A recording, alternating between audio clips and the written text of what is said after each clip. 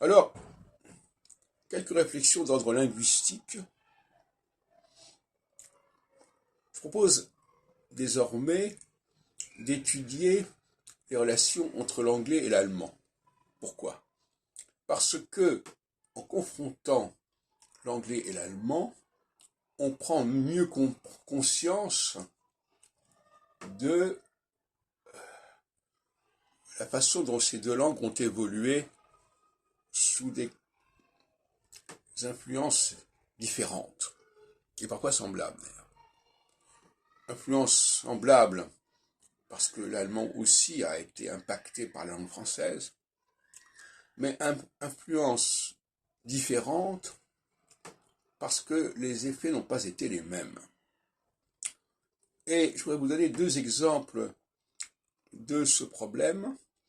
Donc il faut prendre pour cela des dictionnaires allemand-anglais et voir comment tel mot allemand, parce que l'allemand a gardé plus de sa germanité que l'anglais, à cause justement d'un impact du français plus faible sur cette langue. Il faut partir de certains mots allemands et de voir comment ils sont traduits en anglais. Enfin, quand je dis anglais, vous comprenez ce que je veux dire. C'est-à-dire un anglais sociologique, c'est-à-dire comment on pratique cette langue, même si ça n'est plus de l'anglais, pour proprement parler.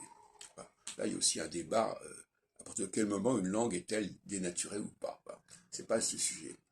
Donc, je vais prendre deux exemples, deux mots allemands, wichtig et möglich, qui sont des mots extrêmement courants en anglais, puisque wichtig, ça veut dire important, et möglich, ça veut dire possible.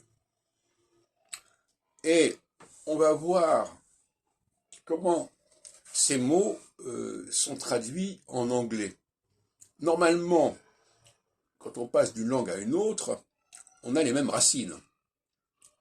On a des variantes, certes, mais les mêmes racines. Par exemple, beginnen en allemand, commencer, ça donne begin en anglais, etc., etc. Mais là, nous avons des problèmes. Parce que wichtig sera traduit en anglais par important. C'est un mot français, évidemment, qui vient du mot important. Et möglich sera traduit en anglais par possible. Possible. Donc, alors que il y a les racines correspondantes en anglais, mais pas pour les adjectifs. Wichtig correspond au poids, c'est ce qui a du poids. Gewicht en allemand et weight, W-E-I-G-H-T en anglais. Donc weight aurait dû donner un adjectif anglais correspondant. Ça n'a pas été le cas et ça a été remplacé par le mot important.